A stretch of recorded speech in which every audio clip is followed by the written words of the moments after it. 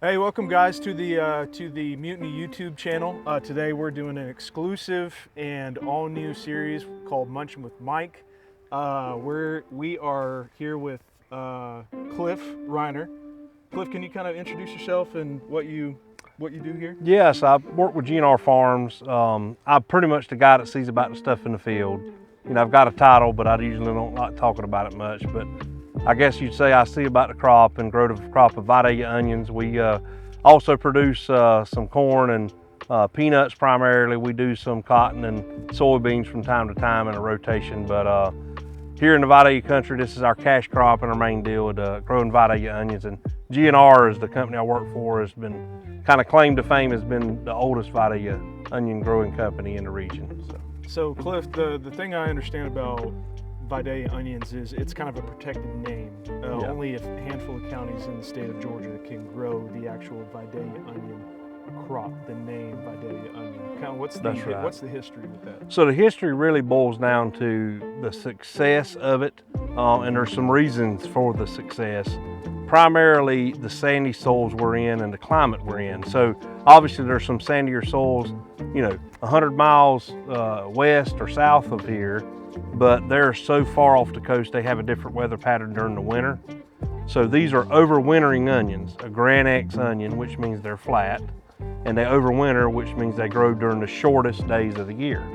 So here in springtime is the end of the short days, and so they're maturing. They grow due to short days, and now they're maturing in what's beginning to be the little bit longer days, and that's when we harvest them. And so that history of the sandy soils we're in the coastal plain region, we're really sandy soils, leaches nitrogen and it leaches fertilizer, and both of those components typically make onions hotter. So the lack of nitrogen and the lack of sulfur makes the onion sweeter. And so that's kind of where it claimed to fame. The Vidalia name came from Piggly Wiggly grocery store, had a distribution center in Vidalia, Georgia. And so that really kind of spread the wealth of news. That produce guy that pushed produce from our region out, there would be the onions from Vidalia that went out into things. So it started generations ago. People wanted those onions from Vidalia, and then it stuck, and then the growers were able to get a federal marketing order to keep to define the region. And by that time, there were growers kind of in a certain region. Sure. And that's stuck since then. You know, we've had a lot of changes, but a lot of similarities is the way it's been for decades. So very fortunate. We ship all over the US and into Canada.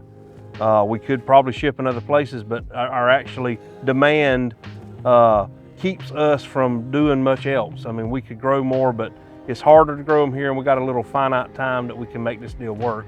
But we're typically available from April through Labor Day. Okay. So I like telling people that sweet onion goes great on a hot dog or hamburger raw, and we got all the grill out holidays. You got Mother's Day, graduations, Memorial Day, 4th of July, Father's Day, Yeah. all the way to Labor Day. You know, then we'll turn it over, you know, let somebody else do it. So the other night I got to try I think a Vidora variety of the Vidalia onion, but from what I understand, you have a specific variety here with you today. Can you kind of walk us through what this specific variety is? Yeah, so the last time Mike was here, we've been dealing with a variety called Plethora for years. It's the sweetest variety, hands down. This is the variety, you know, there's about 34 legal varieties that you can grow as a producer. We currently produce about 12 or 13 of those, varying from year to year. And of those 34 varieties, the sweetest one is the Plethora, but it's the hardest to grow. But Mike fell in love in it the last time he was here. This is the one I bring to my mother and put in her crisper and every year, and it's the one I like. I've been dealing with it for a while, and we've tried to find and continue to find ways to make it work because it's just that good. I've got another story about this one that's interesting to tell, but we want to see Mike's face when he bites into this one. So Yeah. Yep. I kind of want to try. Do you have your knife on you?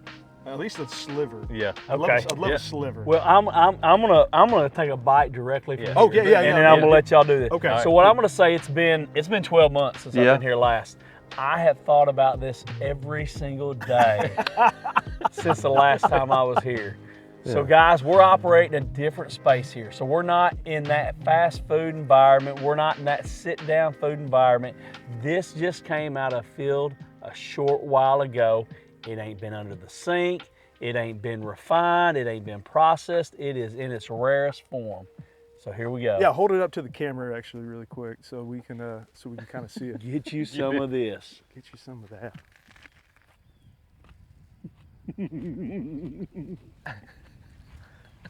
So now they can eat the other half, right? I don't know if he's going to even want to share it with us. Yeah. He might take it all down. I don't know that I'm going to share it, guys. I'm going to say two things about this when you're watching this Munchin with Mike episode, okay? One, whenever they decided to take this bulb and call it a vegetable, they couldn't have been more wrong. This is a fruit. And like, I'm going to do this, number two. I'm going to score it, okay? So keep in mind, we're in a different space. This is a monster score at 9.8. Wow. You have no idea. Wow. Look at there. So there's nothing more American than eating a Vidalia onion. I always say, That's crazy. you know. That's crazy. They call it a vegetable, but it's a fruit. You need this in your life. And you can only find it grown like this exclusively through G&R Farms. That's insane. I'm going to dive in here too. Yeah. Hey, Cliff, what was that other story that you were going to share about? Okay, so the interesting about this one, you know, we've had ridiculous. varieties. It's good? That's ridiculously good. Yeah. This doesn't make good sense that an onion tastes this Yeah. good. That's unreal. You have Holy no cow. idea. We've had varieties come and go over the years, and most of the time when they leave, they don't come back. So this variety is one called Quick Start, and it kind of had its splash in the deal, and it worked and didn't work. You a fan, Eric? It's insane. It was better than the other onion I had. Yeah, oh, I know it would be. Yeah, that's why I like it. That's stupid. You know why I thought about it for the whole year, every single That day. is stupid, dude. It's Yeah. the fillet of onions. Yeah, I never have thought about eating an onion. just like Yeah. that. Just Yeah. like They thought I was crazy. I've told them about it for a year. Yeah, They- the they first thought I couple was years crazy. I'd cut it up in slices. I'd put it in a bowl and just eat it like it was grapes or something at the house, you know. No, you Um, can. I mean, yeah. that's That's your bite incredible. right there. Yeah. You No. can take the rest of it. But the story behind this deal, so obviously looking at it, it's extremely flat looking, which is the traditional Vidalia onion. And almost, you know, we've been working on this. When it first came out, it was almost too flat. So the story behind this is unique. The seed company's working with me. We almost planted it too early in the past. It sizes out. Most varieties like plethora and others, they get their depth first, and then they will fill out the width as they mature. Okay. This one gets wider first, so it's too flat when you pull it up immaturely. It was sold as an early maturing variety, but really and truly what I kind of observed over the years was it wasn't as early as they said it would be, but then it just got a bad rap and everybody quit growing it. So the seed company's guys like, look, we got to try to at least make this work again. Can you do something with it? I said, well, if I'm going to do it, I'm going to plant it late, I'm going to grow it for late, or, you know, like a plethora, and it was grown right beside these. And I said, we'll see what happens. I'm not going to make any promises. But years ago, and I don't remember the year, this onion was taking a picture up just north of here by one of our growers named Kevin Hendricks, and it was on the front page of the New York Times. No way. Yeah, because it was pushed so early, it would size and get so wide. They came down, and it was like, I can't remember the actual copy year, but it was like the end of March. So they had took the picture like the week before, and it was already this size. So it was funny, it's like, now I'm talking that it's a main season onion that will be ready maybe the middle to end of April, truly ready. They were showing it off before April 1st on the front page of the New York Times. And that's probably been 12 to 15 years ago when this, and a few people grew it after that, and it's not been around the industry very much, but it may make a comeback. It's got a good disease resistance. There's not much that grows on the tops. The biggest complaint was it's too flat.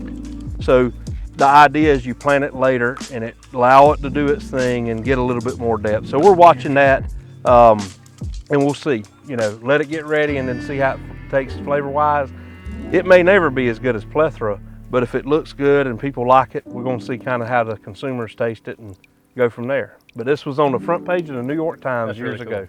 No, that's freaking cool. This is what I'm onion talking about. Onion talking about. Sorry. Can we grow a variety for Mike and just call it Yeah. Funyun? The Funyun? Like, just Yeah. like just like the chips. Yeah. Yeah. I told you guys, this is no joke. Wow. Yeah. Wow. I mean, you're kind of matching too. Yeah. A little bit. You Yeah. look like an onion. It was planned. Yeah, It yeah. was planned. Yeah, a little bit. I thought about it before I ever woke up this morning. Yeah. It was planned last You night. smell like an onion too. Yeah. Sometimes. Yeah. You will now. Yeah, That's right. I mean, I'll That's something like we like doing this stuff and pulling onions. I'll wash and still smell it. And then one of the growers' wives said, I read something in the paper. She's like, when they get through it in the season, she'll bleach her hands. And that she's found that's the only way to get the smell out. Now you'll kill your skin, Yeah. but you'll get rid of the onion That's smell. right. But she don't do it until the end of the season. Man. And this ain't fully mature, guys. No, yeah, it gets better. It gets better. That's that Yeah. needs 2 more weeks. Wow. Wow. Yeah. Okay. So I mean, literally, that field will probably be dug about the 15th, 18th. Wow. And it's the second. And then- Are you satisfied, Mike? Very much so. Cliff, thank you for joining. Yeah. Official first episode of Munchin with Mike to go on YouTube. That's right. So be sure to like, share, and subscribe. Cliff, thanks for having us here in Georgia. It's been an awesome week. Greg, do you have any closing statements? No, I mean, honestly, it really doesn't even make sense how sweet that tastes and of an onion. And it's, hey. Well, I want to thank Go Mutiny. get 'em. Mutiny's been good to us and good to work with, and y'all try them out. Give them a shot. You heard it from the man himself. We'll see you guys on the next episode. Appreciate it.